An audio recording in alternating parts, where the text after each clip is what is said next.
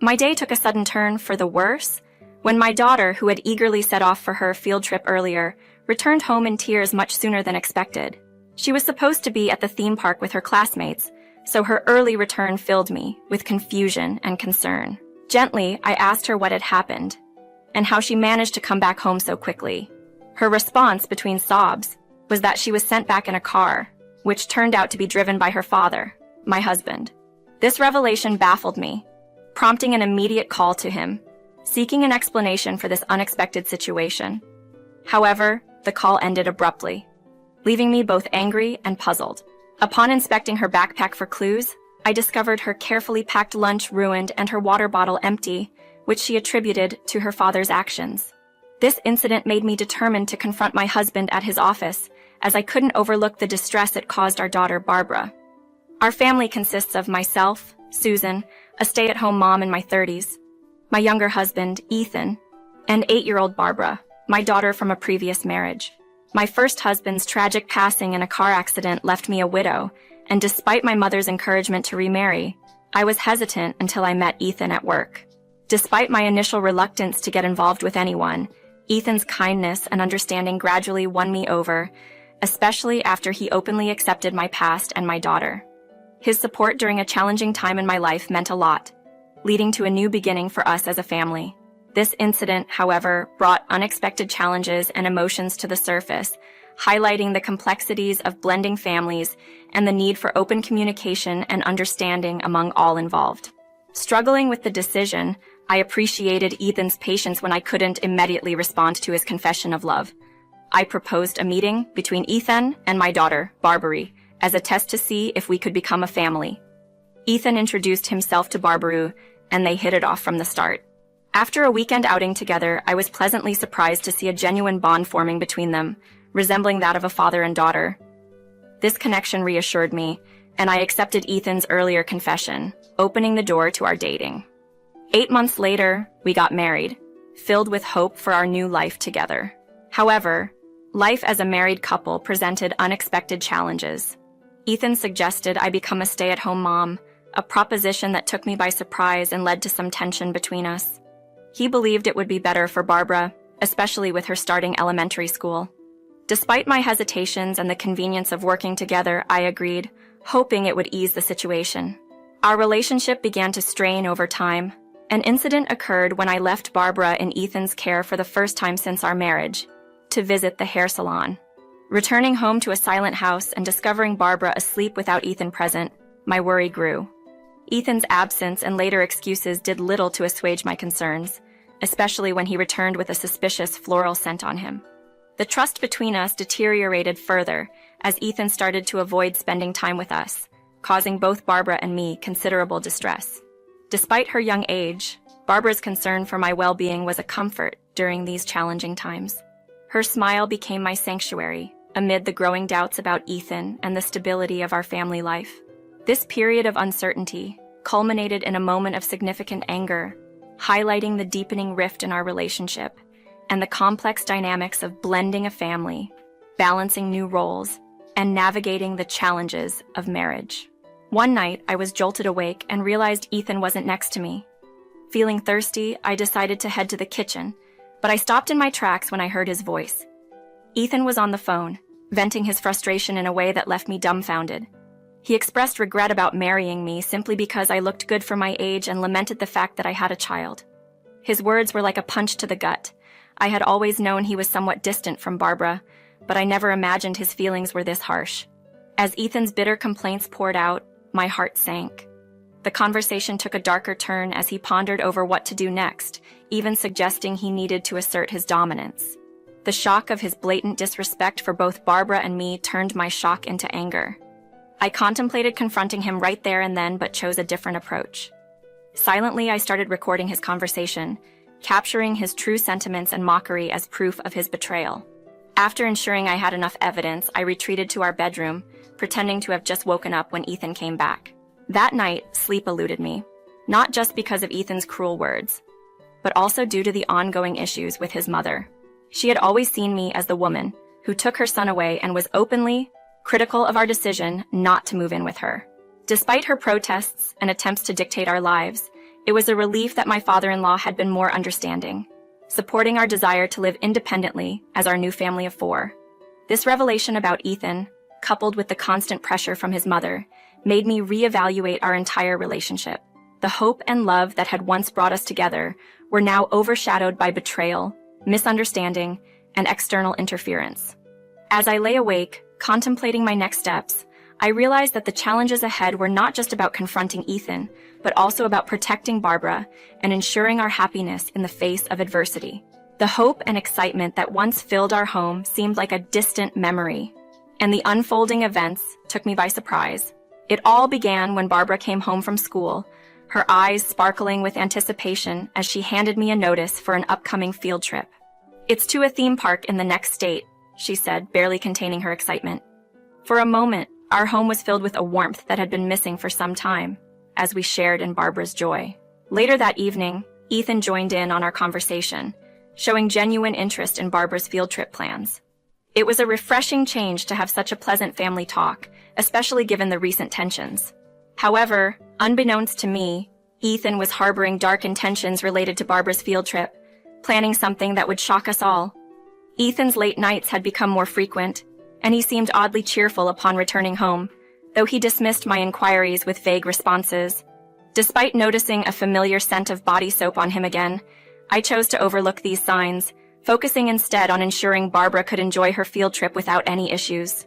The night before the trip, Ethan announced he'd be going to work early the next day, which struck me as odd, but I didn't think much of it at the time. My attention quickly shifted to Barbara, ensuring she was ready and excited for her big day. However, just 4 hours after Barbara left for her trip, I was startled by the sound of the door opening. To my disbelief, it was Barbara, tears streaming down her face, the joy of the morning replaced by distress. "I don't want to go," she sobbed, leaving me confused and concerned. How had she returned so quickly, and why was she so upset? Barbara revealed that she had been brought back by car and dropped off right in front of our house. The driver, to my astonishment, was Ethan. I immediately called my husband, seeking answers, but the call was abruptly cut off, leaving me with more questions than before. This unexpected turn of events shattered the brief peace we had enjoyed, prompting me to reassess everything I thought I knew about our family dynamics and Ethan's intentions. Overwhelmed with frustration and tightening my grip into fists, I urged Barbara to explain what had transpired. "Check my backpack," she suggested with a tremble in her voice. Upon inspection, I found the lunch I had lovingly prepared for her in disarray, its contents spilled, and the juice from her water bottle missing. "Did Dad do this?" I asked, to which she nodded affirmatively. Leaving Barbara with a trusted friend, I set out for my husband's office, fueled by a mix of anger and determination. En route, I received a call from Barbara's school, inquiring about her unexpected return home. The teacher, clearly anxious, hinted at hearing reports of a man, presumably Ethan, abruptly ending Barbara's much-anticipated field trip. My resolve hardened, understanding the depth of what Ethan might have done based on his previous phone conversation that I had overheard. Arriving at Ethan's workplace, a familiar face from my temp days greeted me, unaware of the storm brewing within me. My presence there was for Ethan, and despite the pain of the unfolding situation, I couldn't afford to retreat. I confronted Ethan in his office, interrupting the workday silence with our turmoil. Ethan, taken aback, tried to dismiss me, but I insisted on addressing the issue there and then, making it clear I was ready to expose his actions regarding Barbara to his colleagues. As the tension escalated, my former manager stepped in, offering to mediate. I seized the moment to question Ethan about his interference with Barbara's field trip, confronting him with the inconsistency of his actions and the worry they had caused. Despite Ethan's attempts to justify his behavior as a concern, I challenged his narrative, armed with information from Barbara's teacher and the undeniable proof I had. The recording of his earlier conversation admitting his true intentions. With the office as my witness, I was poised to reveal the truth, to hold Ethan accountable in front of everyone, showcasing the evidence of his deceit and the depth of his betrayal. The situation had reached a critical point, with the truth hanging in the balance, and I was determined to expose the reality of Ethan's actions for the sake of our daughter, Barbara. In a moment charged with anticipation, I decided to reveal the recorded conversation to see if Ethan could maintain his composure. As the recording played, Ethan's words filled the room, eliciting reactions of shock, and disbelief from his colleagues. Caught in his web of lies, Ethan attempted to deflect, claiming he was merely discussing a friend's issue. However, his explanation crumbled when I pointed out Barbara's absence from the conversation, leaving him no room to maneuver. As the reality of his actions began to sink in, Ethan's demeanor shifted drastically. He attempted to shift the blame to his mother, claiming he was only following her directives. While this revelation was shocking, it in no way absolved Ethan of his responsibility. Amidst this turmoil, my former manager suggested that Ethan take some time off work to resolve the family crisis, a proposal that seemed fitting given the circumstances. Determined to confront the issue head-on, I escorted a visibly nervous Ethan to his parents' house. Upon arrival, we were greeted by his mother, but it was his father who would hear the full extent of the day's events. After explaining everything and playing the damning recording, Ethan tried to paint himself as a victim, acting under his mother's instructions.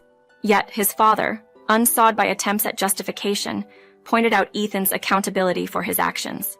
The room tensed as Ethan's father vehemently condemned both Ethan and his mother for their scheme, emphasizing the potential lasting harm such actions could inflict on Barbara.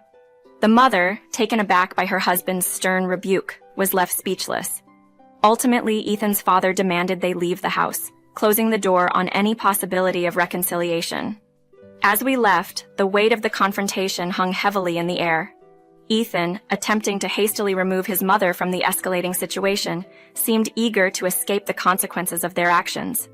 This day marked a turning point, revealing the depth of deceit within the family and setting the stage for difficult conversations and decisions ahead. Determined to see justice done, I refused to let Ethan and his mother walk away without facing the consequences of their actions. During a heated exchange, when I confronted Ethan about being seen at Barbara's school trip, he fumbled for excuses, unable to deny the allegations convincingly. The conversation quickly escalated to the point where divorce seemed the only viable outcome. Ethan, taken aback by my decisiveness, realized the gravity of his situation too late. His and his mother's manipulations had led to their expulsion from the family home, a reality neither had anticipated. Their downfall was a direct result of their inability to accept Barbara and me, a sad conclusion to their misguided actions. As I left my in-laws' house, my focus shifted to picking up Barbara and ensuring her well-being amidst the turmoil. After explaining the situation to my parents and seeking legal counsel, I initiated the divorce process. I informed Ethan about the impending divorce papers and my intention to seek alimony, challenging him to contest these actions if he dared. The divorce proceedings concluded swiftly, with the court granting me a significant alimony settlement. Meanwhile, Ethan's mother's attempt to shift blame and insult us backfired, leaving her speechless when I confidently rebuffed her. I moved on, blocking any further attempts from her to reach out. In the aftermath, Barbara and I began rebuilding our lives, free from the negative influences that had once threatened our happiness. We found solace and strength in each other, determined to move forward and not look back. My father-in-law later informed me that Ethan and his mother continued to live together, embroiled in a blame game with no end in sight, a fitting end to their saga. For Barbara and me, however, this marked a new beginning. Our bond, strengthened by adversity, became our source of comfort and motivation. As we planned visits to my parents and looked to the future, it was clear that as long as we had each other, we could face anything. Our journey taught us the value of resilience and the importance of standing up for what's right, setting us on a path filled with hope and determination.